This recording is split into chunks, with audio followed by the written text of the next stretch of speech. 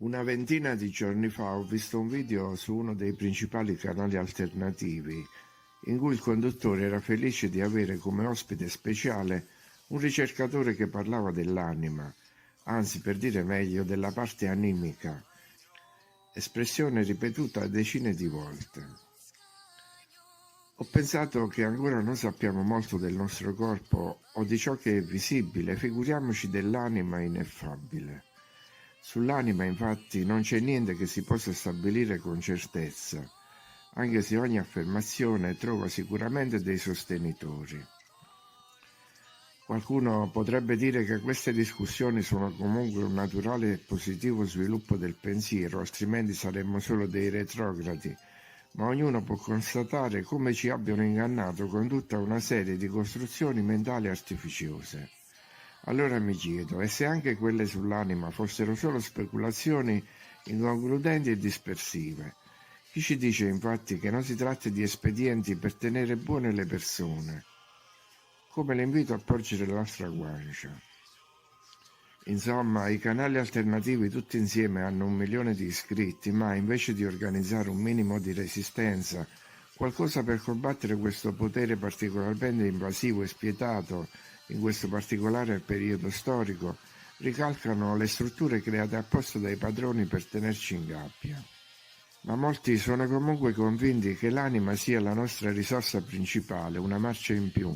Perciò, senza voler interferire con le convinzioni personali, vorrei aggiungere qualche elemento che poi ognuno sistemerà sul piatto della bilancia che ritiene opportuno, cioè quello che pende a favore dell'esistenza dell'anima oppure il contrario. All'anima, anche se nessuno sa cosa sia di preciso o se ci sia veramente, vengono attribuite varie proprietà. Per esempio che si contragga prima della nascita e che venga somministrata per essere la nostra guida spirituale. Anime già pronte prima dell'incarnazione, quindi, che ci aiuteranno a svilupparci in questo mondo, consigliandoci sulle decisioni importanti per sperimentare in modo consapevole la diversità e l'intensità della vita sulla Terra. La Terra, dal canto suo, sembra suggerire una rara combinazione di problemi che vanno dalle priorità esistenziali alle emozioni e alle relazioni interpersonali. Quindi è come se la Terra fosse una scuola di crescita che le anime visitano consapevolmente per imparare attraverso l'esperienza del corpo fisico, che si comporta come un simulatore in un continuo contrasto tra luce ed energia oscura, tra gioia, tristezza e dolore. Ma proprio questi opposti dovrebbero indurre l'anima ad acquisire la saggezza. La sofferta esperienza dell'anima sarebbe pertanto necessaria per capire il perdono, l'amore e l'empatia. Inoltre le anime, pur assumendo ruoli diversi, creerebbero una rete di relazioni fra loro, sempre con lo stesso obiettivo, cioè sostenere la crescita spirituale, aiutare a superare gli ostacoli personali e a guarire dai traumi passati. Esperienze che non sono solo personali ma anche collettive per l'evoluzione e lo sviluppo di tutta l'umanità. A questo scopo, attraverso esperienze difficili, l'anima raggiunge il suo più alto significato, matura la saggezza, capisce come l'obiettivo finale sia la gioia. Quindi la conclusione sarebbe che la nostra vita non è una raccolta di eventi casuali, ma un viaggio attentamente programmato, forse progettato dall'anima stessa. È un discorso difficile, più ancora che parlare di Gesù Cristo. Di lui ci sono centinaia di migliaia di immagini e dipinti, la sua storia è certamente reale, ma l'anima è impalpabile, inafferrabile.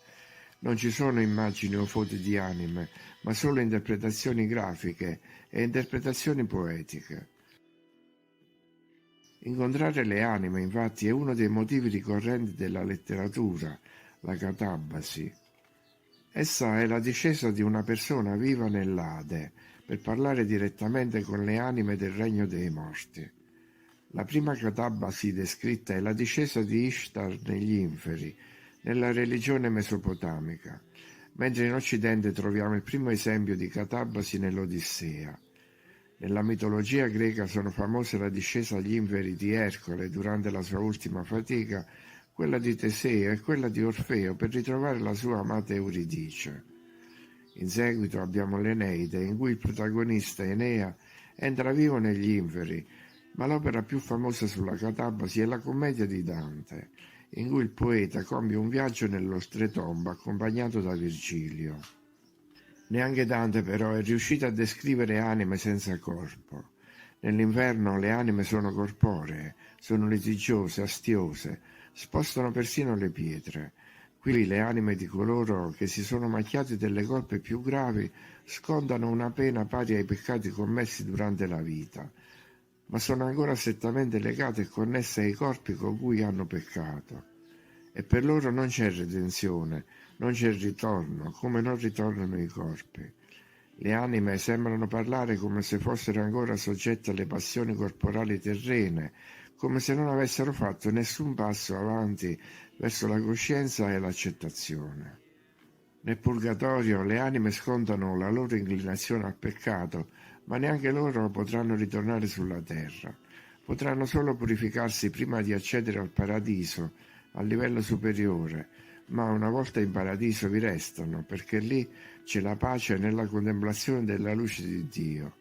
In paradiso nessun'anima desidererà una condizione migliore di quella, poiché la carità non permette di desiderare altro se non quello che si ha, e non potranno fare altro che volere ciò che Dio vuole. Perciò nel descrivere cosa sia l'anima e fornire risposte adeguate c'è il rischio di cadere in continue contraddizioni. Comunque, il video di cui sopra, che ora cerco di riepilogare, se ho ben interpretato, mi ha fornito lo spunto per questa chiacchierata. Esisterebbe quindi una fantomatica parte animica, la quale si unisce a noi perché deve fare la sua esperienza qui sulla Terra, per poi ritornare in seguito e renderci più consapevoli. Noi ora siamo ancora in parte anima e in parte spirito e viviamo in una società maschilista, ma la parte animica è in lotta contro questa visione, dal momento che rappresenta la parte femminile creativa, in opposizione allo spirito guerriero.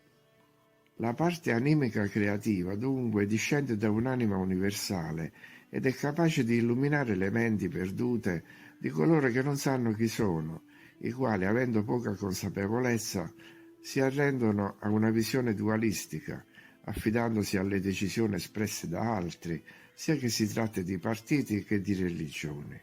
Quando non si riesce a capire che il tutto è uno, vuol dire che ci manca la parte animica, quella che ci congiunge con l'universo attraverso un percorso di superamento del simbolismo della dualità, fino a riscoprire l'anima mundi, la grande coscienza, la quale, una volta realizzata, ci dirà chi siamo e come dobbiamo agire. Ma la questione non è così semplice, purtroppo. C'è un rovescio della medaglia, cioè una visione contrapposta dell'anima. Sono in molti infatti a pensare che l'anima entri nel parco della terra attraverso l'inganno e la frode, e non di sua spontanea volontà. Quale anima verrebbe volontariamente qui per essere povera, malata, storpia?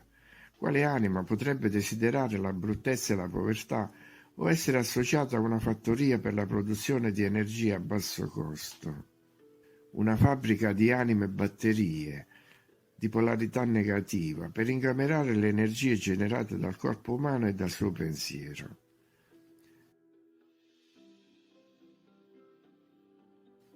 Appare ormai chiaramente che qui non ci stiamo affatto sviluppando. Ogni giorno è una vita grigia, ogni giorno è uguale, immersi nella paura e nell'incertezza. Non c'è tempo per svilupparsi, non c'è tempo per essere creativi. Viviamo la nostra vita invano, rimanendo fermi nel nostro sviluppo. Le anime vengono calate in una fattoria prigione che è stata organizzata per noi qui da qualche dio demone. C'è una fattoria e noi al massimo siamo avatar, a cui viene impressa una scheda, un'impronta, un programma, da parte dei padroni di questo mondo, che si nutrono della nostra energia di sofferenza, della nostra energia vitale. E anche se dopo la morte veniamo di nuovo immersi in corpi diversi, con la reincarnazione, la metempsicosi, magari conservando echi della nostra vita precedente, non abbiamo comunque alcuna via d'uscita. A questo punto abbiamo introdotto i due filoni principali del discorso, anima positiva e anima negativa, che trovano fedeli e credenti allo stesso modo. Da una parte abbiamo quindi una visione dell'anima come alleata, amica, consigliera, dall'altra solo una invenzione dei creatori oscuri. Ma a queste due tipologie basilari si aggiunge un numero molto alto di varianti. Finora infatti si è parlato di esseri umani, ma non sappiamo niente di ciò che succede agli animali e alle piante, se abbiano un'anima oppure questa è riservata solo agli uomini e alle donne. E se gli animali, la cui parola racchiude anima, hanno anch'essi un'anima, come mai l'anima dell'uomo consente che siano mangiati esseri dotati di anima? Devono fare un percorso verso la consapevolezza mangiandosi a vicenda. E se invece gli animali non ce l'hanno un'anima, non è una grave mancanza nei loro confronti da parte del Dio creatore, nonostante loro siano di sicuro più deputati dell'uomo ad averla. E le piante, non sono forse anch'esse l'anima del mondo che respira? Inoltre, quando diciamo uomini e donne, possiamo inserire anche le persone che nascono con due teste o quelle gravemente malate nella mente e nel corpo, che non sanno nemmeno che potrebbero avere un'anima, perché non capiscono di che stiamo parlando. E in quel caso le anime non sarebbero penalizzate, nel senso che non potrebbero attuare nessun percorso. E quando diciamo esseri umani, intendiamo anche altri esseri, come i giganti, oppure si crede che gli uomini siano solo quelli come li intendiamo noi oggi, un modello urbano con un quoziente di intelligenza medio di 80-90. O forse i giganti sono esseri mitologici, come dicono che siano i minotauri. E questi avevano un'anima, e quando gli era stata assegnata, perché non si è calcolato che si sarebbero estinti? A proposito di assegnazione, poi, quando viene assegnata l'anima a un bambino? Nel momento del concepimento, prima ancora, alla nascita o dopo 3 mesi, quando si può dire che sia effettivamente un essere vivente? E quando esattamente un'anima abbandona il corpo? E nel caso dei bambini di Gaza, a cosa è servito avere un'anima se non li ha aiutati? Come si vede, il discorso è pieno di ostacoli.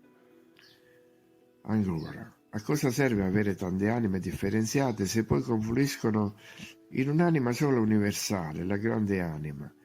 E gli alieni delle terre confinanti e tutti quelli che vivono oltre la cintura di ghiaccio hanno un'anima, anche se somigliano a rettili, visto che forse viaggiano sugli UFO e quindi sono intelligenti.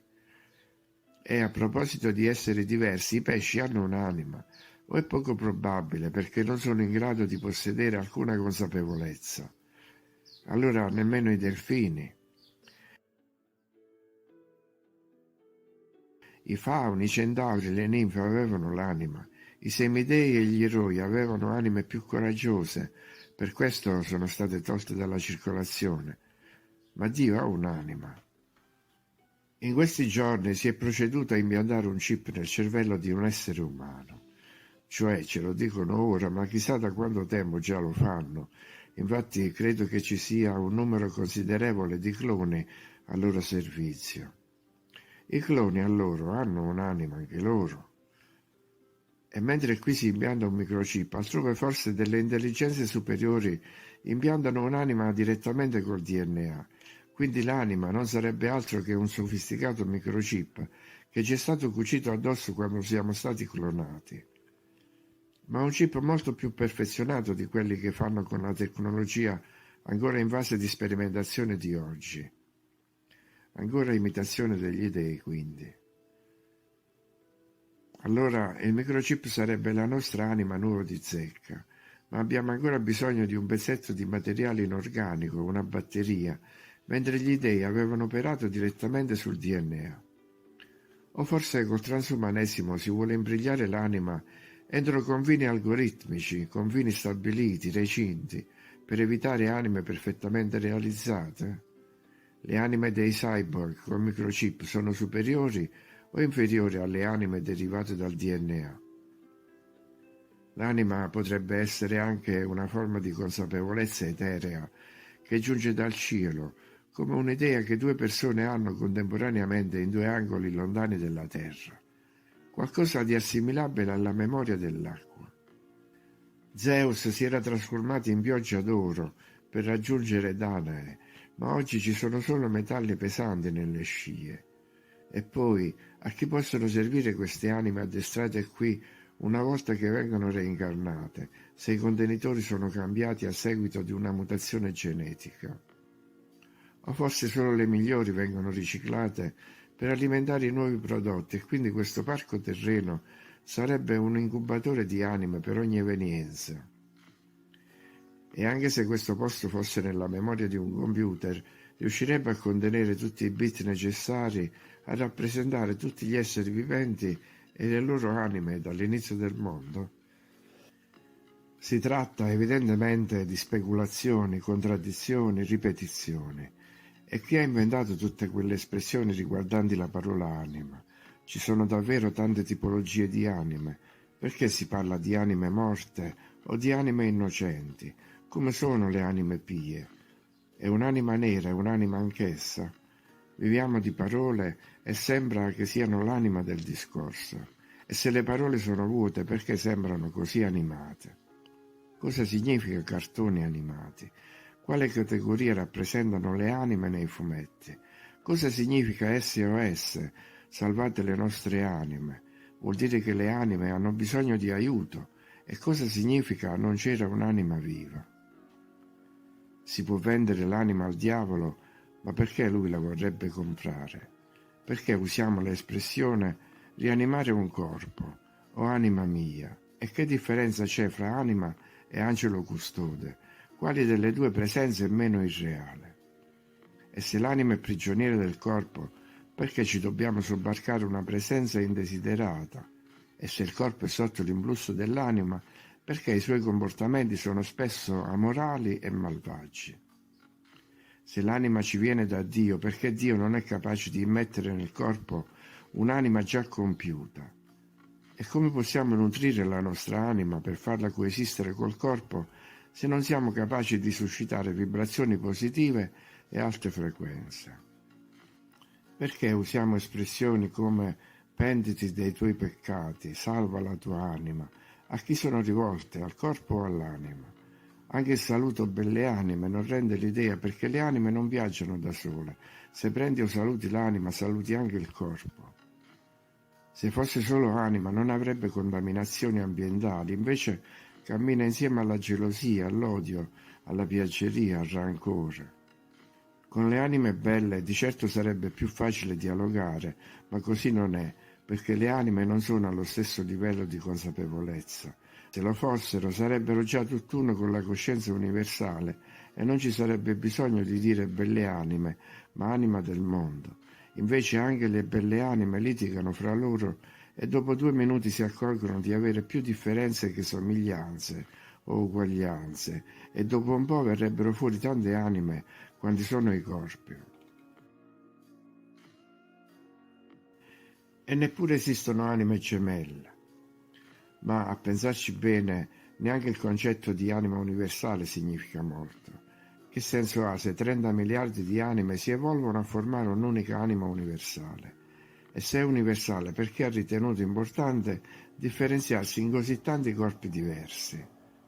Se è una, perché i contenitori sono tanti? Se poi si deve riunire ancora in una sola, dov'è il senso? Perché deve fare un percorso per essere migliore? E se sono differenti, ma pur sempre anime, perché si devono adeguare alle anime vincenti? Questo vorrebbe dire che ci sono anime deboli, ma l'anima potrebbe anche rimanere solo un'invenzione dei preti, un espediente per suscitare una eternità di paura dopo la morte. E l'anima descritta dai preti, che su di essa vogliono guadagnare, è diversa da quella narrata da uno psicologo che la vuole analizzare. Persino i soldi potrebbero avere un'anima, visto che si trasformano in pensiero, emanano energia, trasmettono il senso del potere, emettono vibrazioni. Una valigia piena di soldi pesa di più o di meno di un'anima. Se le élite non si preoccupano più di tanto della loro anima, forse sanno qualcosa in più di noi. Comunque, se abbiamo tante definizioni di anime, vuol dire che molti sono convinti che ci sia qualcosa. Ma potrebbe anche essere una semplice creazione o manifestazione momentanea, un freno che tiriamo fuori quando le cose si mettono male, ma che ignoriamo o accantoniamo quando ci sentiamo invincibili, quando non ne abbiamo bisogno. Una specie di anima intermittente che si spegne definitivamente col corpo, perché è mortale, senza nessun percorso e nessun ritorno, perché il programma non lo prevede. Oppure stiamo parlando di frequenze, energia, vibrazioni, perché siamo batterie che si affievoliscono e poi non emanano più luce interiore, anche se in alcuni casi funzionano ancora, perché sono ologrammi, anime visive, che ci suggeriscono dei ricordi, come le vetrate delle cattedrali che mostrano le immagini di Cristo e ci inducono a credere a un'esistenza migliore. E noi, per illuderci ancora una volta di essere migliori di come siamo, scivoliamo nell'ipocrisia e troviamo nell'anima un alibi perfetto per superare la nostra materialità. Il corpo è corrotto, ma l'anima si mantiene pura. È possibile? Il dolore però è reale, i bisogni naturali sono reali e se abbiamo fame il cibo ci nutre più dell'anima. Forse solo se non fossimo reali l'anima avrebbe senso. Invece siamo anime in pena. Ma è anche probabile che il nostro corpo si sia impossessato delle anime di tutti i nostri avi.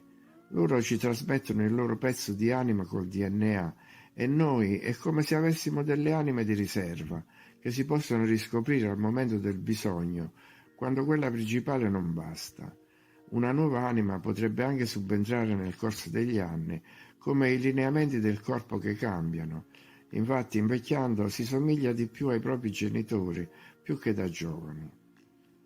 Come si vede, è un discorso che può andare avanti solo attraverso contraddizioni. È un possibile mal di testa, ma senza nessuna certezza, solo risposte probabili, domande senza risposta e considerazioni che non sono né vere né false, anche se potrebbero essere ugualmente accettabili. L'anima esiste, l'anima non esiste. L'anima è una, è diversa per ognuno. L'anima vuole uscire dal corpo, vuole rimanere nel corpo. L'anima è incorruttibile, ma è anche mutevole. È immobile, ma anche perfettibile. Invecchia col corpo, ma rimane giovane. Ma che senso può avere un'anima quando viene divisa dal suo corpo? In conclusione, credo che qualcuno abbia deciso da che parte penderà la bilancia, mentre altri avevano già deciso e rimarranno con le loro convinzioni. Qualsiasi decisione andrà bene, se sarà d'aiuto, a cominciare da qui e ora.